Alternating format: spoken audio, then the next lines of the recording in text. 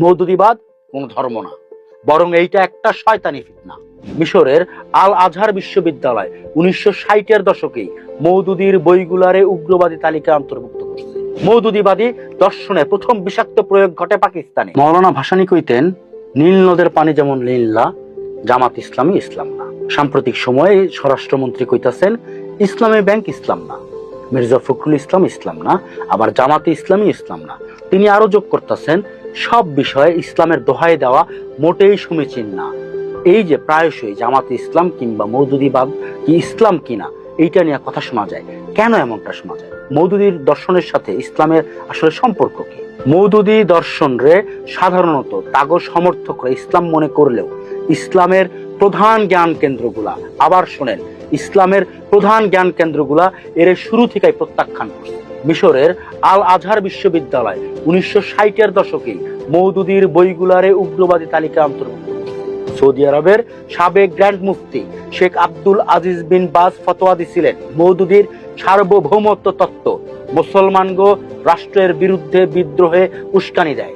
এমনকি ভারতের দেওবন্দ মাদ্রাসা প্রখ্যাত আলেম হুসাইন আহমদ মাদানী 1948 সালেই সতর্ক করছিলেন, মওদুদিবাদ কোন ধর্ম না, বরং এইটা একটা শয়তানি ফিতনা। মওদুদিবাদ কেন আহলে সুন্নাত ওয়াল জামাতের কাছে প্রত্যাখ্যাত? তার অন্যতম প্রধান কারণ সম্ভবত সাহাবায়ে কেরামের প্রতি তাগো বিতর্কিত দৃষ্টিভঙ্গি। মওদুদির লেখা খিলাফত ও রাজতন্ত্র বইটাতে তিনি ইসলামের তৃতীয় খলিফা হযরত ওসমান রাদিয়াল্লাহু আনহু এবং হযরত মুয়াবিয়া রাদিয়াল্লাহু আনহু সহ বেশ কয়েকজন সাহাবীর সমালোচনা করছেন।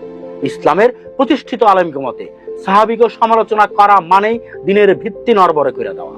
ভারতের বিখ্যাত মুহাদ্দিস মাওলানা জাকারিয়া রহমতুল্লাহ আর পাকিস্তানের মুফতি শফি রহমতুল্লাহর মতে আলেমরা স্পষ্টভাবে কইছিলেন, মওদুদির লেখনী তরুণ প্রজন্মের মনে সাহাবীগো প্রতি অবজ্ঞা তৈরি করে, যা সরাসরি ইমানের পরিপন্থী। ভারতের প্রখ্যাত ইসলামী চিন্তাবিদ মাওলানা ওয়াহিদুদ্দিন খান তার ইসলামের রাজনৈতিক ব্যাখ্যা গ্রন্থে দেখাইছেন কিভাবে মওদুদিবাদ ইসলামের মূল ইবাদত বা আধ্যাত্মিকতায় গৌণ কইরা রাষ্ট্র ক্ষমতা লাভে মুখ্য কইরা তুলছে। তিনি যুক্তি দেন, মওদুদির দর্শনে নামাজ, রোজা, হজ, যাকাতরে স্রেফ একটা ট্রেনিং কোর্স হিসেবে দেখা হয়, যার একমাত্র লক্ষ্য হইল রাষ্ট্র বিপ্লব।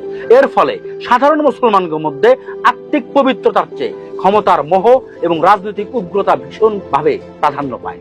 মওদুদির তাওহীদুল হাকিমিয়া বা সার্বভৌমত্ব তত্ত্বরে অনেক সালাফি আলেম প্রাচীন খারেজি মতবাদের লগে তুলনা করতেন। মক্কার প্রভাবশালী আলেম শায়েখ সালেহ আল ফাউজান আর শায়েখ সুলেমান আল রুহাইলি বিভিন্ন খুতবায় সতর্ক করছিলেন, মওদুদির রাষ্ট্রবাদী চিন্তা মুসলমানদের মধ্যে বিভেদ তৈরি করে এবং চরমপন্থী গোষ্ঠীগুলো যেমন আইএস বা আল কায়েদার আদর্শিক রসদ যোগায়।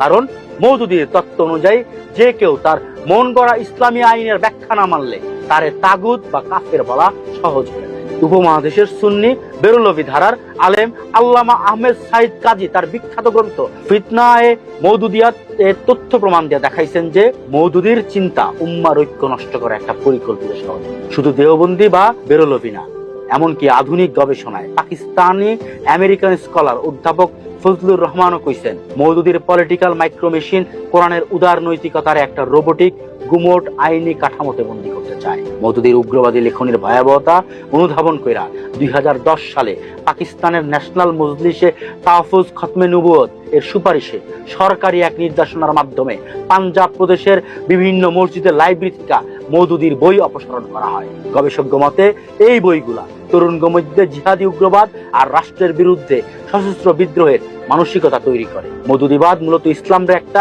ধর্ম থেকে সরায়া একটা রাজনৈতিক প্রজেক্টে রূপান্তরিত করে।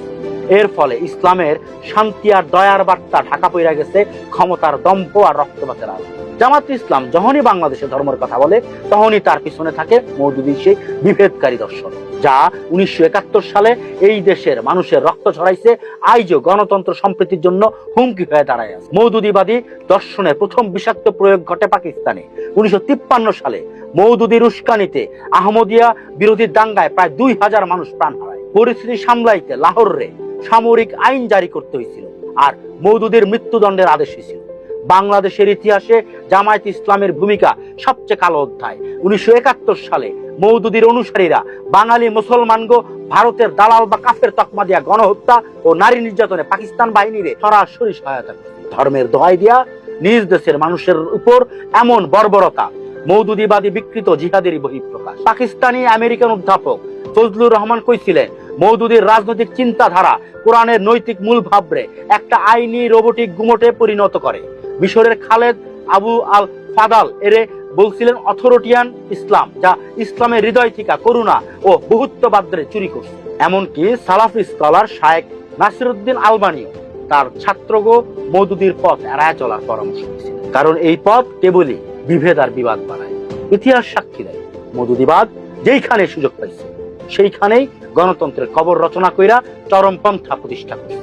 তাকে মিষ্টভাষী রাজনৈতিক বচনের আড়ালে লুকায়া থাকে সব সময় এক ভয়াবহ স্বৈরতান্ত্রিক এজেন্ডা। বাংলাদেশের মানুষ শান্তি, সম্প্রীতি এবং হাজার বছরের বহুত্ববাদে বিশ্বাসী। ইতিহাস থেকে শিক্ষা না নিলে তার পুনরাবৃত্তি অনিবার্য। আর মওদুদীবাদ বা জামাতের রাজনীতির পুনরাবৃত্তির মূল্য সবসময় রক্ত দিয়াই শোধ করতে হয়েছে। তাই দেশের নিরাপত্তা ও ধর্মীয় পবিত্রতা রক্ষায় এই ফিতনা সম্পর্কে সচেতন হওয়া আজ সময়ের দাবি। ভাবেন, পড়েন, জানেন আর সতর্ক থাকেন।